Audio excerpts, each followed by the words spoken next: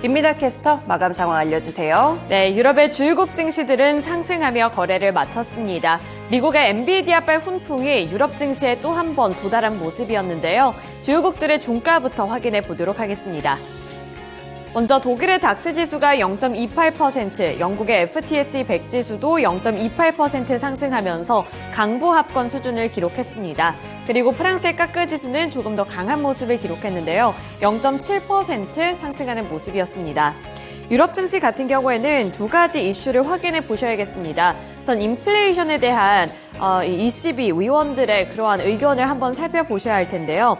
크리스틴 라가르드 유럽 중앙은행 총재는 4분기 유로존의 임금 상승률이 둔화세를 이어간 것은 고무적으로 평가를 할 수 있지만 아직 인플레이션과의 싸움에서 승리를 거뒀다고 확신하기에는 이르다면서 선을 긋는 발언을 내놓기도 했습니다.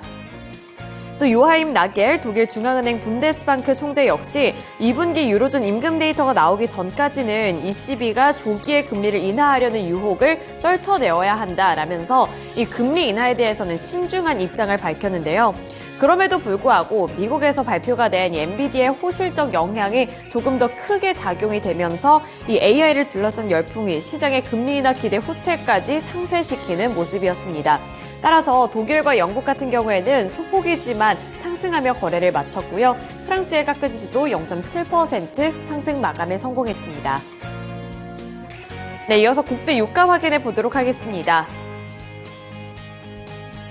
국제 유가는 급락했습니다. WTI 가격이 2.69% 하락한 76달러 선에 기록을 했고요. 브렌트유도 2.3% 하락, 두바이유도 2.41% 하락하면서 일제히 2%대 약세로 거래를 마쳤습니다. 미국의 중앙은행의 기준금리 인하 시기가 몇 달 더 늦어질 수 있겠다라는 전망이 제시가 되면서 이렇게 국제 유가가 흔들린 거였는데요. 연준 고위 인사의 발언에 따라서 국제 유가는 이렇게 3% 가까이 내렸습니다. 블룸버그 통신 보도 내용에 따르면 크리스토퍼 월러 연준 이사는 경제에 큰 충격이 있지 않는 이상 몇 달간 금리 인하를 늦춘다고 해서 실물 경제에 큰 영향이 있지는 않을 것이라고 강조했는데요. 연준의 금리 인하가 더 연기될 수 있다는 관측이 유가에 영향을 주면서 이렇게 WTI, 브렌트유, 두바이유 일제히 하락했습니다. 이 고금리 기조가 장기화할 경우 경제 성장이 둔화가 될 수 있고 이러한 가능성은 원유 수요 위축으로 이어질 수 있기 때문에 이렇게 국제 유가 또 한 번 흔들렸다는 점도 보셔야겠습니다. 이어서 금 가격 확인해 보도록 하겠습니다. 금 가격은 안전자산 선호 심리가 높아지면서 상승하며 거래를 마쳤는데요. 금은 0.92% 오른 2,049달러 선에 종가를 기록했고요. 금뿐만 아니라 은이라든지 백금 같은 경우에도 상승불을 켜내며 거래를 마쳤습니다. 우선 이 귀금속 시장에서는 안전 피난처 수요가 높아지면서 매수세가 들어왔다라고 보시면 될 것 같은데요. 우선은 중동 지역에서 리스크가 지속이 되고 있는 상황입니다. 그리고 금리 인하가 시점이 좀 늦춰질 수 있겠다 이런 전망까지 제시되면서 금속 가격이 이렇게 올라주는 모습이었습니다. 네, 이렇게 유럽 증시 마감 상황과 함께 원자재 가격까지 알아봤는데요. 이어서 미국 증시 마감 상황은 SH인베스트먼트 김선영 연구원 통해서 들어보도록 하겠습니다. 연구원님 안녕하세요. 네, 안녕하십니까. 네, 지난 금요일 뉴욕 증시는 어떻게 한 주를 마무리 지었을까요? 예, 지난 금요일 뉴욕 증시는 S&P 500과 다우존스 지수가 또다시 사상 최고치를 기록했지만 나스닥은 소폭 하락하는 혼조세를 보였고 지수별로는 S&P 500이 0.03%, 다우지수가 0.16, 러셀 2000이 0.1%가 상승했던 반면 나스닥은 0.29% 하락했고 지난 한 주간 다우는 1.3%, S&P 500은 1.7, 나스닥은 1.4% 각각 상승했습니다. AI의 대표 주자인 엔비디아가 0.36% 상승 마감되며 장중 한때 처음으로 시장 가치가 2조 달러를 넘어서는 등 금요일 시장을 주도했던 반면 증권사 UBS가 투자 의견을 매수해서 매도로 두 단계 강등한 충격으로 전기차 픽업 업체 리비안의 주가가 12% 폭락하는 등 수요 부진 전망 속에 전기차 종목들이 하락을 지속하면서 시장에 부담을 가했으며 크리스토퍼 윌러 연준 이사가 금리 인하를 서두를 필요가 없다는 발언을 한 점이 투자 심리를 위축시켰던 가운데 지난 금요일 시카고 상품거래소 페드워치에 따르면 연방기금 금리 선물 시장에서 연준이 오는 6월에 금리를 인하한 가능성은 약 66.3%로 점쳐지고 있습니다. 업종별로는 소매, 유틸리티, 건설, 소재, 금융, 운송, 필수 소비재, 헬스케어 등이 상승했던 반면 에너지, 임의 소비재, IT는 약세를 보였고 벤치마크인 10년 만기 국채금리는 전일 대비 하락한 4.26%, 달러 인덱스는 약 고하권에서 거래를 마쳤습니다. 연방준비제도 내 위원들의 최근 발언을 종합하면 올 봄까지 금리 인하가 없을 것으로 예상된다고 경제 매체인 마켓워치가 보도하고 있습니다. 마켓워치는 금리 인하를 서두를 필요가 없다는 크리스토퍼 윌러 연준 이사의 발언이 향후 금리 경로에 대한 연준의 전반적인 기조를 대표한다며 연준의 1월 CPI와 PPI가 예상을 모두 상회하면서 월가 예상한 대로 인플레이션을 빠르게 둔화할지 여부도 확실치 않은 상황이므로 연준의 신중한 태도가 계속될 것이라고 관측하고 있는 건데요. 연준의 당국자들은 최근 인플레이션 목표치인 2%로 되돌리기까지는 걸림돌이 많아 평탄치 않을 것이라는 취지의 발언을 이어오고 있는 상황입니다.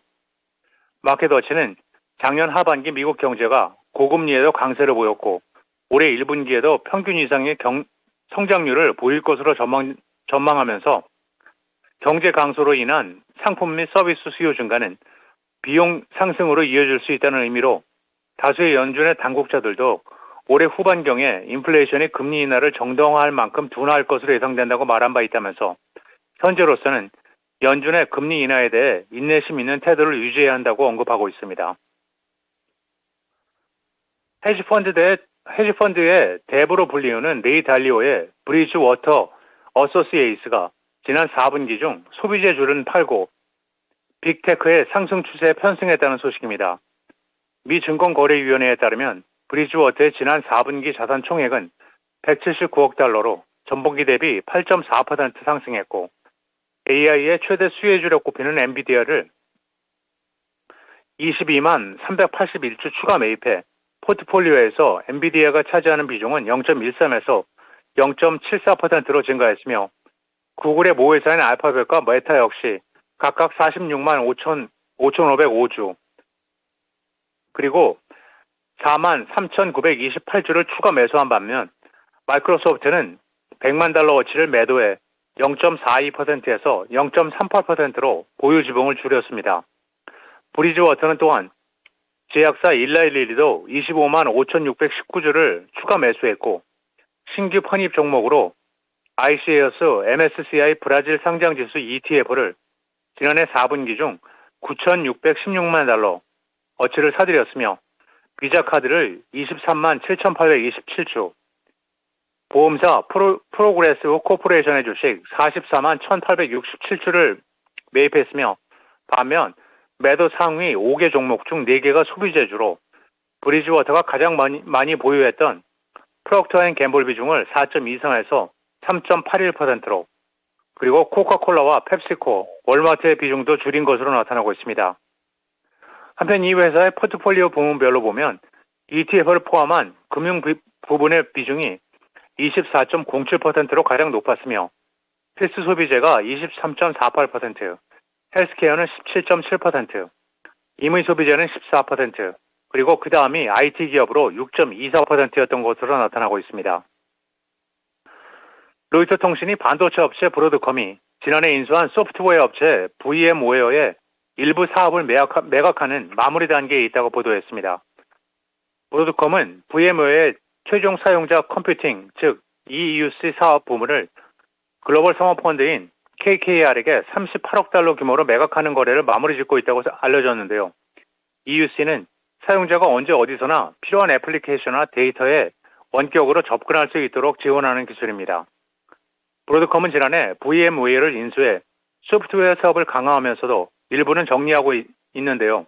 회사 측은 지난해 4분기 실적 발표를 통해 VM웨어의 사업 중 EUC 보안 관련 소프트웨어의 카본 블랙 클라우드 사업부를 처분할 계획이라고 밝힌 바 있으며 현재 KKR과의 브로드컴의 관계는 즉각 언급을 내놓지 않고 있는 상황이며 로이터 측은 이번 거래가 빠르면 내일 최종 확정돼 발표될 수 있을 것으로 예상을 하고 있는 가운데 지난 금요일 브로드컴의 주가는 0.65%가 하락한 1296달러 37센트의 거래를 마쳤습니다.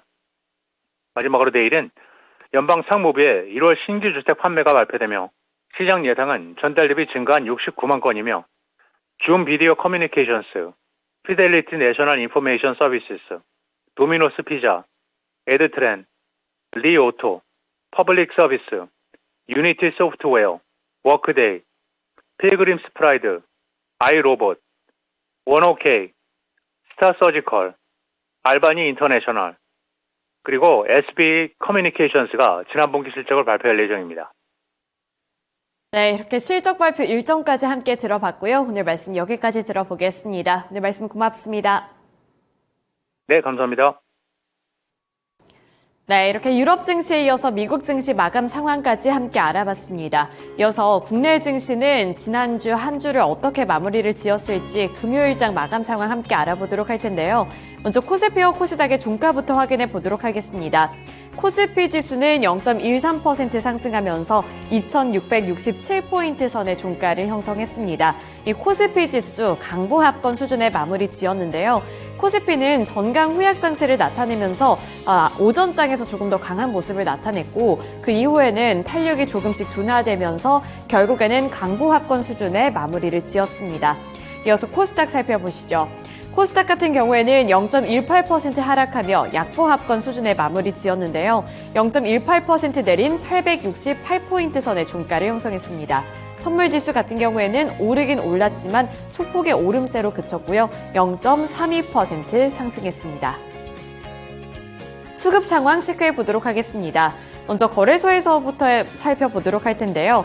코스피 시장에서는 외국인 투자자들의 매수세만이 들어왔고 개인 투자자들과 기관 투자자들은 함께 매도하는 흐름을 나타냈습니다. 코스닥 같은 경우에는 개인 투자자들의 저가 매수세가 들어온 반면에 외국인 그리고 기관은 함께 매도했는데요. 특히나 기관 투자자들이 1,300억 원 넘게 매도했습니다. 선물 시장에서는 그나마 외국인 투자자들의 자금이 들어왔다는 점이 눈에 띄었습니다. 이어서 특징 섹터 살펴보도록 하겠습니다. 지난주 금요일 시장에서 주목을 받았던 특징 섹터 첫 번째로는 원격 진료 관련 종목들을 살펴볼 텐데요. 유비케어가 15.27%, 비트컴퓨터가 5.86%, 메가이시스가 3.65%, 인피니트 헬스케어가 1.23%, 인성정보가 0.39% 올랐습니다. 이렇게 원격 진료 관련 종목들은 최근 들어서 강한 상승세를 나타내고 있는데요. 그 중심에는 아무래도 이 정부의 의대 증원과 관련되어 있는 이슈가 있습니다. 현재 전문의들과 정부 간의 대립이 팽팽해지고 있는 가운데 이렇게 원격 진료 관련 종목들 쪽으로 매수세가 확산이 된 건데요. 특히나 업데이트된 소식을 들어보면 정부가 모든 의료기관에서 비대면 진료를 허용하며 이 비대면 진료 관련 종목들이 일제히 급등을 한 겁니다. 의대 정원 확대 계획에 의료계가 반발을 하면서 전공의들이 집단 사직서를 제출한 가운데 정부는 의료계 혼란을 막기 위해 한시적으로 비대면 진료를 전면 확대하겠다고 밝혔는데요. 한덕수 국무총리는 23일 의사들의 집단행동 대응을 위한 중앙재난안전대책본부 회의 모두 발언에서 비대면 진료를 전면적으로 확대를 해 국민께서 일반 진료를 더욱더 편하게 받으실 수 있도록 조치하겠다고 발언했습니다. 또 박민수 보건복지부 2차관도 모든 의료기관에서 시행할 계획이고 의사들의 집단행동이 종료될 때까지 적용하겠다고 강조했는데요. 비대면 진료가 전면적으로 이렇게 확대가 되면서 이 그동안 비대면 진료가 금지가 됐던 초진 환자와 병원급 이상 의료기관에서도 이제는 비대면 진료가 허용이 될 것으로 보입니다. 이렇게 본격적으로 비대면 진료가 활성화될 것이라는 전망과 함께 원격 진료 관련 종목들 쪽으로 매수세가 유입됐습니다. 이어서 두 번째 특징 섹터 살펴보도록 하겠습니다. 반도체 종목군들 보도록 할 텐데요. 우선 반도체 종목군들 보시면 SK하이닉스를 필두로 해서 일부 종목들이 강하게 상승했습니다. 우선 SK하이닉스 3.13% 상승했고요. 16만 1,400원을 기록한 가운데 가온칩스 같은 경우에는 2.9% 올랐습니다. 에이징랜드도 20.17%의 오름세를 기록했는데요. 우선 엔비디아뿔 훈풍이 지속되고는 있다는 점 보셔야겠습니다. 엔비디아의 실적이 어닝 서프라이즈를 기록하면서 국내에서도 이 관련 종목들 쪽, 특히나 AI 반도체 종목들 쪽으로 매수세가 확산이 됐는데요. 특히나 엔비디아에 공급을 하고 있는 SK하이닉스의 주가 흐름이 굉장히 탄탄하게 나타나고 있습니다. 엔비디아의 최신 고대역폭 메모리칩 HBM의 주요 공급사로 부각을 받고 있고, 따라서 엔비디아가 호시적을 발표한 이후부터는 SK하이닉스 지속적인 상승 흐름 가져가고 있는 모습입니다. 이번에는 3%대 상승률을 기록했지만 그 전에는 5%대까지 탄력을 받는 등 견조한 주가 흐름을 나타내고 있는 상황인데요. 또 SK하이닉스가 엔비디아에 공급을 하고 있는 HBM 같은 경우에는 이 데이터 처리 속도를 혁신적으로 끌어올렸다는 점에서 시장의 주목을 많이 받고 있습니다. 특히 SK하이닉스는 현재 엔비디아의 4세대 HBM인 HBM3를 공급하고 있는데요. 그리고 SK하이닉스 같은 경우에는 이제 또 차세대 반도체인 HBM3E까지 엔비디아에 오는 3월 독점 공급할 예정이기 때문에 이러한 부분에서도 삼성전자보다도 더 큰 기대감을 많이 받고 있는 종목이라고 보시면 되겠습니다. 따라서 최근 들어서는 16만 원 선까지 뚫어내면서 52주 신고가를 지속적으로 경신해내고 있다는 점도 주목해 보셔야겠습니다.